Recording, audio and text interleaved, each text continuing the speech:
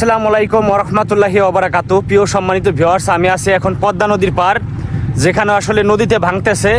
আসলে এই জায়গাটা গতকালকে আমি যেখানে দাঁড়ানো ছিলাম তার থেকে দ্বিগুণ পরিমাণে ভাঙছে আজকে এসে দেখতেছি।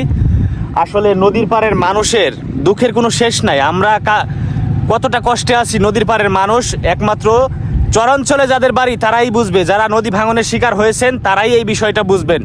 দেখেন কীরকম পরিমাণে ভাঙতেছে, আপনাদের দেখাচ্ছি আমি।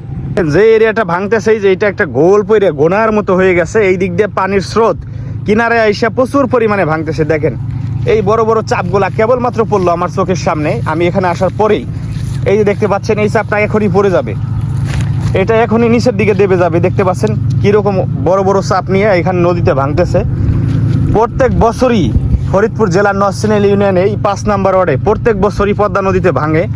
আমাদের স্থানীয় এলাকার একটা দাবি ছিল সরকার বরাবর যে আমরা এখানে একটা স্থায়ী বাঁধ চাই, কিন্তু বাঁধ না দিয়ে প্রত্যেক বছর বর্ষার মৌসুমে যখন ভাঙে নিয়ে যায় তখন সামান্য কিছু বস্তা ফেলা হয়, বস্তাও স্রোতে নিয়ে যায়।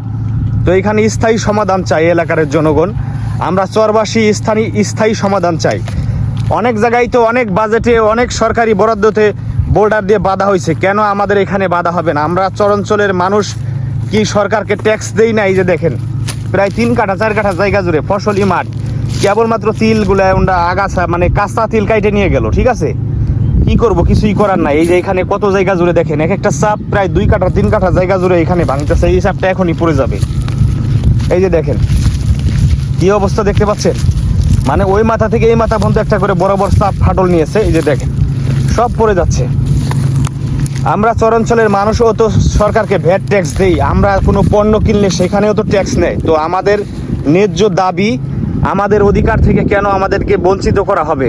আমরা চরাঞ্চলের মানুষ, আমাদের ন্যায্য অধিকার এবং ন্যায্য দাবির কথা বলেছি যে আমরা একটু বেঁচে থাকার জন্যই আমরা এই লড়াই সংগ্রাম করতেছি। দেখেন আমরা চরাঞ্চলের মানুষ, বিশেষ করে চরাঞ্চলের মানুষ কিন্তু অনেক সহজ সরল হয়। যারা খেটে খাওয়া মানুষ তারা কিন্তু 9-6 কম বুঝে, মিথ্যা কথা খুব কম পছন্দ করে। তো আমরা খেটে খাওয়া মানুষ একটু শান্তিতে ঘুমাইতে চাই, 2 বেলা 2 মুঠো ভাত খেয়ে। তো এই শান্তির ঘুম আর আমাদের চোখে এখন আর নাই। কারণ এই যে দেখেন পুরা ক্ষেতটা ফেটে গেছে, এইখান থেকে এখন পড়ে যাবে। সেই শান্তির ঘুম এখন আর আমাদের নাই। কারণ যে আমরা রাতে আতঙ্কে থাকি। চরাঞ্চলের যারা মানুষ নদীর পাড়ে যারা বসবাস করি, রাতে আতঙ্কের মধ্যে থাকি যে কোন সময় যেন আমার ঘরটা ভেঙে নিয়ে যায়। বাপ দাদার কালে রেখে যাওয়া শেষ সম্বলটুকু, ভিটা মাটিটুকু কোন সময় যেন সর্বনাশা পদ্মা নদীতে নিয়ে যায়। দেখতে পাচ্ছেন কি অবস্থা এখান দিয়ে পদ্মা নদী, এই পুরাটা দূরেই ভাঙতেছে। গতকালকে দেখছিলাম ওইখানে, আজকে দেখি পুরাটা ভেঙে শেষ করছে।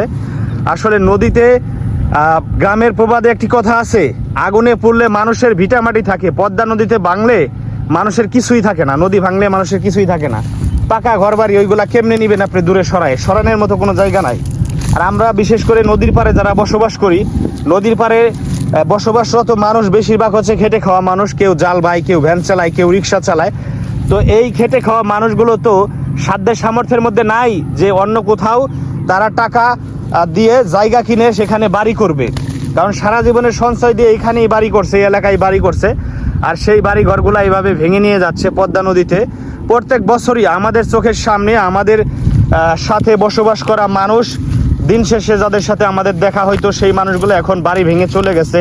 কেউ অন্যের বাড়িতে ভাড়া আছে, কেউ দেখা গেছে আত্মীয় স্বজনের বাড়িতে আশ্রয় নিয়ে আছে, কেউ আবার দেখা গেছে রাস্তার পাশে কুইরে উঠে আছে। কারণ থাকার মতো জায়গা নাই। তো আমাদের এই ফরিদপুর নরসিংদী ইউনিয়নের বিশেষ করে এখানে পদ্মা নদীর পাড়ে ইসুফ মাতুব্বরের ডাঙ্গিতে এখন ভাঙতেছে, মুজাফর মাতুব্বরের ডাঙ্গি এবং মির্ধাডাঙ্গি সহ সুনতেলখাট ডাঙ্গি, 4টি গ্রাম প্রচুর পরিমাণ ঝুঁকিতে রয়েছে।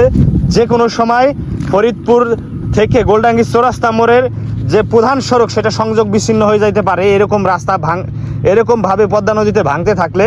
আর এদিকে সরকারি একটি প্রাইমারি স্কুল, সরকারি একটি হসপিটাল সহ স্কুল কলেজ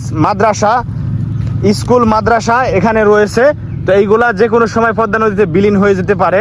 বাংলাদেশ সরকারের বরাবর এই ভিডিওটি সবাই পৌঁছে দিবেন শেয়ার করে, যাতে সরকারের নজরে আসে এই বিষয়টা। সরকার যেন খুব দ্রুত ব্যবস্থা নেয়, এখানে কার্যকরী পদক্ষেপ নেয়, যাতে নদী ভাঙন রোধে কাজ করে সরকার এবং পানি উন্নয়ন বোর্ডের কর্মকর্তা যারা আছে তারাও যেন এখানে এসে দেখে যায় ঘটনাটি এবং স্থান পরিদর্শন করে খুব দ্রুত সময়ের মধ্যে ইমার্জেন্সি যেন এখানে ভাঙন রোধে কাজ করে।